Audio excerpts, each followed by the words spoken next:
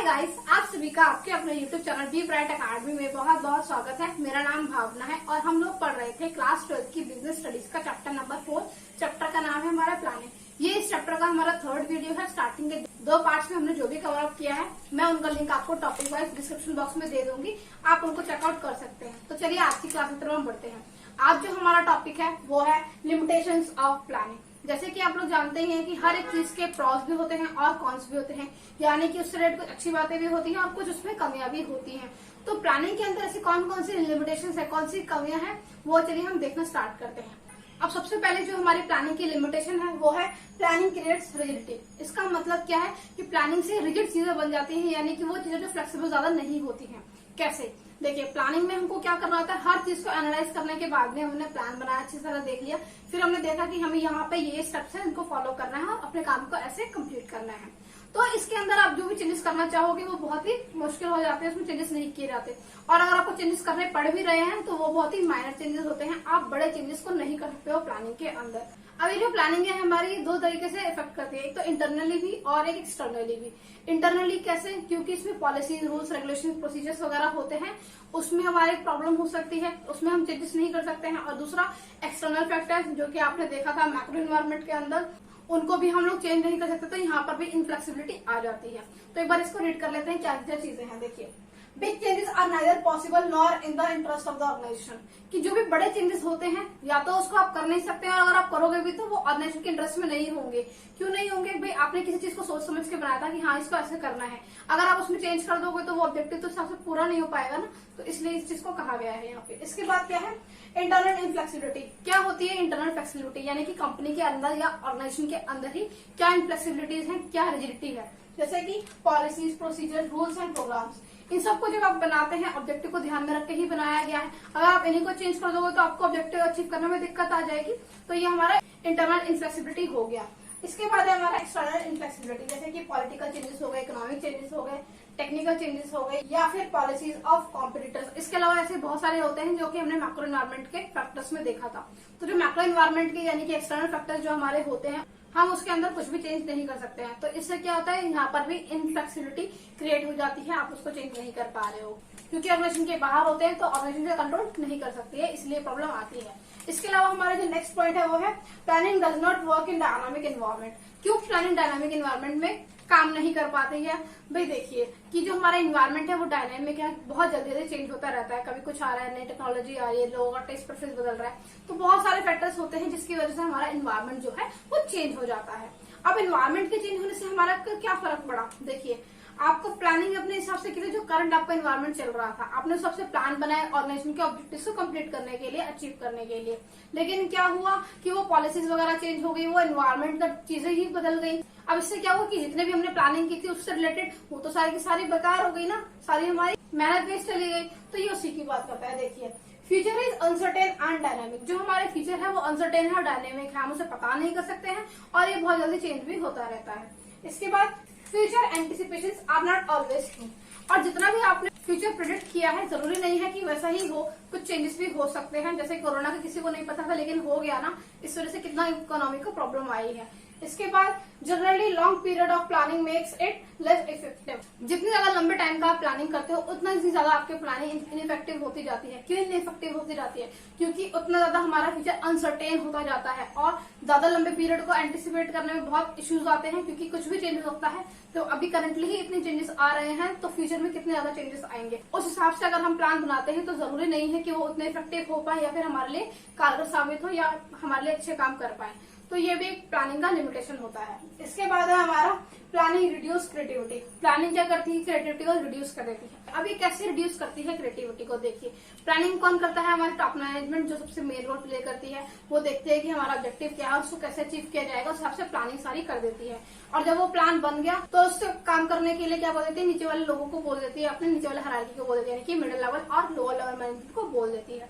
और वो क्या करेंगे? उन्हें डायरेक्शन प्रोवाइड कर दिया कि भाई आपको ये काम करना और ऐसे करना है। अब आप उसकी क्रिएटिविटी कहाँ चलेगी? आप तो कर ही नहीं पाओगे कोई क्रिएटिविटी। आपको डायरेक्शन मिली है, हाँ भाई ये काम करना है, ऐसे करना है, आप करोगे। अब उसको कोई नया तरीका आप निकालोगे ही नहीं, आप कर भी नहीं पाओगे। तो इससे क्या होता है, जो हमारी क्रिएटिविटी होती है वो खत्म हो जाती है। तो इसका प्लानिंग का ड्रॉबैक है। देखिए, all activities connected with attainment of objective are predetermined, यानी कि जो भी हमारे ऑब्जेक्टिव को अचीव करने के लिए एक्टिविटीज होती हैं वो सारे ही पहले से डिसाइड की जा चुकी होती हैं। Again everybody has to do work as per direction given to them, और हर एक इंसान को जो ऑर्गेनाइजेशन के अंदर काम कर रहा है उसको उसी हिसाब से काम करना होता है जिस हिसाब से उसको डायरेक्शंस दिए हुए होते हैं। They do not think about appropriate ways of discovering new alternative, और जब भी उन्हें पता है कि हाँ भाई हमारे को डायरेक्ट किया गया है, आपको ऐसे ही काम करना है, तो वो उस हिसाब से काम करेंगे और इसके अंदर अपनी क्रिएटिविटी को नहीं ला पाते हैं। तो ये हमारे लिए प्रॉब्लम की बात होती है प्लानिंग के अंदर, क्योंकि क्रिएटिविटी रिड्यूस हो रही है लोगों की। वो एक सिर्फ भेड़ चाल जिसे बोलते हैं ना, वो वाला काम कर रहा है कि हाँ भाई इसने ऐसा करना है तो ये वाला काम करते चले जा रहे हैं। नेक्स्ट है हमारा planning involves huge cost. Planning huge cost को कैसे इन्वॉल्व करती है, कैसे ज्यादा कॉस्ट लग रही है इस पे। देखिए प्लानिंग आपको करनी है तो उसके लिए आपको डेटा भी चाहिएगा, उसको अच्छे से एनालाइज भी करना पड़ेगा, इवेल्युएट करना पड़ेगा, सब कुछ चीजें करनी पड़ती है। उसके बाद ही तो आप उस प्लान का एग्जीक्यूट करना स्टार्ट करते हैं उसको चुन के। तो उस सब चीजों के लिए क्या लगता है, बहुत ज्यादा टाइम भी लगता है, बहुत ज्यादा एफर्ट्स भी लगते हैं और बहुत ज्यादा कॉस्ट भी लगती ही है। देखिए it is small work but it's process is really big. Planning क्या है, बहुत ही छोटा सा काम है, लेकिन इसका जो प्रोसेस है वो बहुत ही लंबा है। अब कैसे हुआ ये, क्योंकि भाई देखिए इसमें बहुत सारी चीजें सोचनी पड़ती है, बहुत सारे अलग अलग तरीके से काम करना पड़ता है, सारी चीजों को एनालाइज करना पड़ता है, तो भाई लॉन्ग प्रोसेस तो हो ही जाएगा। It takes a lot of time to cover this part, बहुत ज्यादा टाइम लगता है इसको कवर अप करने के लिए। Managers busy in collecting a lot of information analysing it. Manager क्या करते हैं, बिजी रहते हैं कि उन्हें डाटा कलेक्ट करना होता है और उसको एनालाइज करना होता है, उसी हिसाब से वो काम कर पाते हैं। इसके बाद this will result in huge cost, और इसकी वजह से क्या हो रहा है, बहुत ज्यादा कॉस्ट लगेगी, क्योंकि मैनेजर अपना सारा टाइम कहाँ लगा रहे हैं, डाटा को कलेक्ट करने में और उसको एनालाइज करने में। तो इसकी वजह से ऑब्वियसली बात है, डाटा कलेक्ट करने में, उसको एनालाइज करने में कॉस्ट तो लगनी ही बनती है। तो प्लानिंग क्या करती है, हमारे बहुत ज्यादा कॉस्ट को भी इन्वॉल्व कर देती है। इसके बाद है हमारा टाइम कंज्यूमिंग प्रोसेस। प्लानिंग क्या है, टाइम कंज्यूमिंग प्रोसेस है। हमने देखा पहले ही कि प्लानिंग में क्या होता है, बहुत सारा अलग अलग तरीके का डाटा इकट्ठा किया जाता है, जिसको एनालाइज किया जाता है। तो फिर इतना सारा डाटा इकट्ठा करने में और उसको एनालाइज करने में क्या होता है, बहुत टाइम लग जाता है, तो ये टाइम कंज्यूमिंग प्रोसेस हो जाता है। अब इसके बीच में अगर कोई सडनली इमरजेंसी आ गई तो इससे क्या होता है, प्लानिंग तभी की तभी रिएक्ट नहीं कर पाती है, सोचना पड़ता है कि इसके प्रॉस क्या है, कॉन्स क्या है, इस सिचुएशन में हम कैसे डील करें, तो बहुत सारी चीजों को देखना पड़ जाता है। तो इससे क्या होता है, जो भी हमारे डिसीजन की पावर होती है वो बहुत ज्यादा डिले हो जाती है, क्योंकि टाइम ज्यादा लग जाता है इसमें। अब देखिए it is a long process and can not face sudden emergencies. Planning क्या करती है, एक लॉन्ग प्रोसेस है और कभी भी कोई इमरजेंसी रहती है तो प्लानिंग इसको नहीं ओवरकम कर पाती है, क्योंकि प्लानिंग में बहुत ज्यादा टाइम लगता है हर चीज को सोचने में, उसको एनालाइज करने में। इसके बाद इट डिलेज द एक्शन, और क्योंकि हर चीज को आप अच्छे सोच रहे हो, एनालाइज कर रहे हो, तो इससे क्या हुआ, आपके जितने भी एक्शंस होंगे वो सारे के सारे डिले होते चले जाएंगे। अब लास्ट पॉइंट है हमारा does not guarantee success. Planning क्या करती है, सक्सेस गारंटी नहीं देती है। क्यों नहीं देती है भाई, प्लानिंग में बहुत सारी चीजें होती हैं, उनको आपको एनालाइज करना होता है। अब आपने बहुत अच्छा प्लान बना लिया, लेकिन आपने उसको अच्छे से इम्प्लीमेंट ही नहीं किया, एग्जीक्यूट ही नहीं किया अपने उस प्लान को, तो उस प्लानिंग को करने का फायदा क्या होगा, आपकी तो पूरी मेहनत वेस्ट चली गई। आपने बहुत अच्छा प्लान बनाया, मैं मानती हूँ, लेकिन आपने उसको फॉलो ही नहीं किया। आपने बहुत अच्छा टाइम टेबल बनाया और सब कुछ ऐसे कर दिया कि हाँ भाई इसमें मेरी ये आपने सारी चीजें लिख दी, अपने खेलने कूदने का, पढ़ाई का सारा टाइम, सारी एक्टिविटीज को अच्छे से मैनेज कर लिया, लेकिन प्लान को बना के चिपका दिया आपने अपनी अलमारी पे या फिर अपने वॉल पे आपने उसको पेस्ट कर दिया। अब इससे क्या फायदा हुआ, आपने बना के तो रख दिया, आप उसको एग्जीक्यूट ही नहीं कर रहे, आप उसको इम्प्लीमेंट ही नहीं कर रहे, तो उसको बनाने का फायदा हुआ, आपकी वो सारी मेहनत वेस्ट चली गई। तो ऐसे ही ऑर्गेनाइजेशन के अंदर आपने प्लान बहुत अच्छे बना लिए, लेकिन उनको फॉलो अप ही नहीं किया, एग्जीक्यूट नहीं किया, इम्प्लीमेंट नहीं किया, कुछ भी नहीं किया, तो इससे क्या हुआ, आपकी सारी प्लानिंग की मेहनत ही वेस्ट चली गई, क्योंकि आपने जो मेहनत की थी, जिस पर्पज से की थी, वो पर्पज तो अचीव ही नहीं हुआ, और जब अचीव ही नहीं हुआ तो वो मेहनत पूरी वेस्ट चली गई आपकी।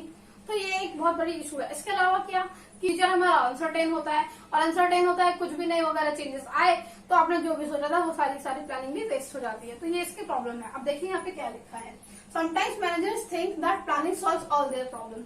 कभी कभी मैनेजर्स को लगता है कि उनकी जो प्लानिंग है वो उनके सारे प्रॉब्लम्स को सॉल्व कर देगी, और इससे होता क्या है, दे नेगलेक्ट देयर रियल वर्क। अब प्लानिंग उन्होंने करी, उन्हें लगा कि हाँ ये सारे प्रॉब्लम को सॉल्व कर देगी, तो हमें इतना अच्छे तरीके से काम करने की जरूरत नहीं है, और इससे क्या होता है, it creates adverse effect on the organisation, और ऑर्गेनाइजेशन पे इसका नेगेटिव इम्पैक्ट पड़ता है, यानी कि एडवर्स इफेक्ट पड़ता है, क्योंकि सब लोग अच्छे से काम नहीं करेंगे, ऑर्गेनाइजेशन के गोल अचीव नहीं होंगे, गोल अचीव नहीं हुआ तो ऑब्वियसली बात है ऑर्गेनाइजेशन को नुकसान होगा ही होगा। इसके बाद it gives false sense of security and makes them careless. इससे क्या होता है कि ये एक false sense of security provide करता है कि हाँ भाई हमने अच्छे से प्लानिंग कर ले तो हमारा काम अचीव हो जाएगा, हमने जो ऑब्जेक्टिव लिया वो अचीव हमारा हो जाएगा, लेकिन ऐसा एक्चुअली में तो होता नहीं है। और planning does not ensure success, rather effort have to be made for it. कि जरूरी नहीं है कि आपने बहुत अच्छा प्लान बना लिया तो आप ऑब्जेक्टिव को अचीव कर ही लोगे। आपको उसके हिसाब से एफर्ट्स भी लगाने पड़ेंगे, मेहनत करनी पड़ेगी, अपने प्लान्स पे एग्जीक्यूट करना पड़ेगा, अच्छे से इम्प्लीमेंट करना पड़ेगा, फॉलो अप एक्शंस भी लेने पड़ेंगे। बहुत सारी चीजें होती है, वो अच्छे से आप जब तक करोगे नहीं, अपने एफर्ट्स उसके अंदर नहीं डालोगे, आप अपने गोल्स को अचीव नहीं कर पाओगे, ऑब्जेक्टिव को अचीव नहीं कर पाओगे। तो आई होप आपको ये लिमिटेशंस ऑफ प्लानिंग समझ में आ गया होगा। अब आप इसको अच्छे से एग्जाम में लिख पाएंगे। देखिए, जब भी आप कोई भी चीज पढ़ते हो, आप उसको अपनी प्रैक्टिकल लाइफ से रिलेट करके चलिए। जब आप उसको अपनी प्रैक्टिकल लाइफ से रिलेट कर देते हैं तो आपके लिए उन चीजों को समझना बहुत आसान हो जाता है, बहुत अच्छे से उनको कर पाते हैं। तो अगर आपको ये वीडियो अच्छा लगा, आप उसे लाइक कीजिएगा। फर्स्ट टाइम मेरे चैनल पे आए, सब्सक्राइब भी कर सकते हैं और अपने दोस्तों के साथ इस वीडियो को शेयर भी कर सकते हैं। थैंक यू सो मच मेरे वीडियो को देखने के लिए।